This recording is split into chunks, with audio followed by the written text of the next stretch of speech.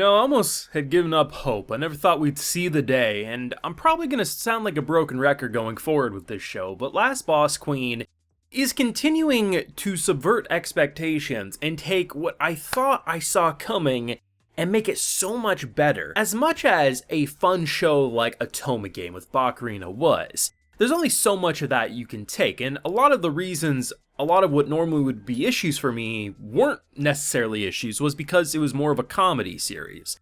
But the idea of taking these genuine relationships, someone who still has a shot at becoming pure unfiltered evil, it's almost like fighting that alter ego inside you. The fact that you have right now between Stale this like sibling dynamic that normally would just be a member of the harem that will eventually end up brewing, and then you end up saving this young knight in the making, someone who, if need be, could kill the evil pride in the future, but most importantly, has a power level that eventually will be either the biggest sword against her or the biggest shield to protect her. And in this episode, what they end up doing between Stale as well as Arthur is they have them come out of this situation not feeling like rivals, not feeling like they're butting heads, who's better for our queen.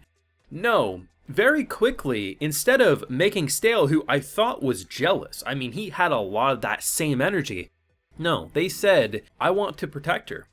You need to protect her. I mean, clearly there's something here. I'm not sure if he has a similar skill set to that of our girl, who he sees something once and he starts being a master at the sword. I mean, he said he hadn't picked up a sword in years and he was doing rather well during that training session. The fact remains that we end this episode with two what should just be love interests for the main character in an Otome game, and instead they are the biggest shields that will do whatever it takes. They will fall on the sword need be to protect her. Some people may say that's not really worth complimenting. Well, maybe in light novels, there's tons of that. But with anime, we don't see that. We really don't. And I look at both Stale, I look at Arthur, and I say they aren't a harem object.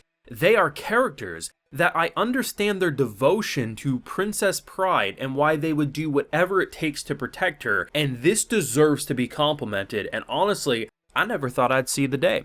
Full live reaction episode 5 of Last Boss Queen, though, is available on my Patreon if you'd like to see my full uncut thoughts as we watch today's fantastic episode. It's over there if you're interested. This episode went in directions I wasn't expecting, really, because there's a lot of cuteness about this episode. I mean, probably my favorite gag of the episode is when father and son are kind of bickering, butting heads. Mom comes out and she learns that, oh wait, my son's gonna be a knight and put himself in danger. Buddy like pretends the phone's ringing, there's a fire alarm going off in the distance, and gets the hell out of Dodge. I thought that was hilarious. It was very charming, very cute. Even when our princess comes in to return the coat that obviously she was wrapped up in, there's a lot of fun banter between all of them, her getting grumpy because, don't look at me as the little kid. Seeing all the knights kind of gather around like, oh my god, Princess Pride's here, we love her, she's amazing, look at what she did for our captain, right? But at the end of the day, what this episode was all about was really propelling why our boy Arthur is going to hustle, why he's going to become someone that can protect her, because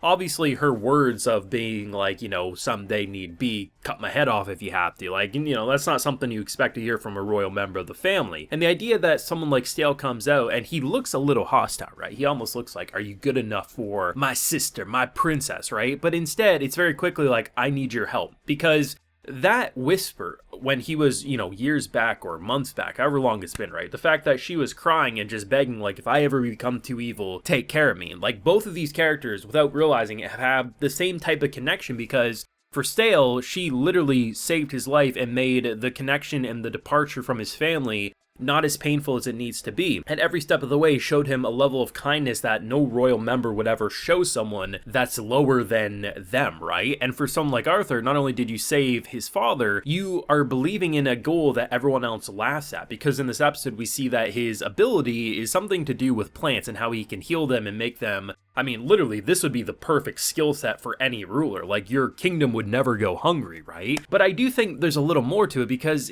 I'm not sure if it's a misdirect, and I'm excited to see what they do, but his skill set with the sword feels very reminiscent to what we saw with our princess, who looks at something once and then can just do it. So knowing from last episode how he is someone capable of killing the last boss queen, I'm curious if it's like almost a mirror of like you can copy in a way. So it'll be interesting. But the fact that, someone like Stale comes up and says, I need to protect her. And by the end of that entire situation, we don't look at them as these are like rivals for her hand in marriage or who will she love most. Instead, it's like this big brother, little brother situation where both of them wants to be the big brother and, you know, scratching out the head being like, that's cute. But at the end of the day, they come out saying we need to protect her, and they both have a different reason. They may not know 100% because, you know, sometimes you keep the cards a little close to your chest about certain details, but the fact that they both genuinely care, and you walk out of this situation in this arc saying, I understand why Stale. I understand why Arthur feels this strongly, this devoted. It's not that simple, oh, she's the main character who everyone falls in love with. No, I look at Princess and I say, Pride is someone that people want to follow and worship and respect, because she gets that devotion out of you. But in the back of our mind, the reminder of the flashbacks, they continue to remind you that this was once a game. Because what we see, it feels like a normal world, which is a compliment because they're treating it as real normal anime worlds, anime characters, and all of that. But with those reminders that she could still go dark and what she's avoided up to this point, it does remind you why that if I go crazy, kill me is so important, and not a toss away line of like, you know, you look at Bakarina and she's always worried that things are gonna, like, she avoided the flags within the first episode. There was never any chance of danger, right? But this, it treats it as serious, and I really, really appreciate that. And I honestly thought I'd never see the day where something I thought would still have a harem, but it would just be better written than most. I look at this and I'm like, damn, this is all just about the devotion and how they want to protect her, not who gets to bed her. And I'm like, thank God that Last Boss Queen has finally been adapted. And if you tell me this is only ever going to be one season, I need 2 seasons minimum, but give me a full adaptation, damn it, because this show is quality. Now, of course, what I like, many people may not like, and people might say, oh, it's just kind of an Otome game. I'm not really as into it as you. That's fine. It's perfectly fine. But I think I've explained why I think this is so good. Well, could you improve on the animation and art direction? Sure. But does what we currently have bother me? No. I do like the style. I like the charm. I like the character designs and the voice actors. Like when you look at Arthur, his face model, almost Edward Elric vibe, and the VA is not who you would expect to be for a character model like that, but it oddly works. And I'm excited because rather than just throwing 12 different characters who would be a love interest, we slowly but surely get to know this cast of characters, and I'm excited. I really am. This show, I never thought I'd say it walking into this season. I thought it would be mediocre, if not drop worthy. I already think this is one of the best shows that I've watched this year. I really think that. I really, really enjoy it. And I hope more Otome Game anime get adapted that are similar to this than the comedy harem directions that we've been getting up to this point, because this is the staple, this is the bar,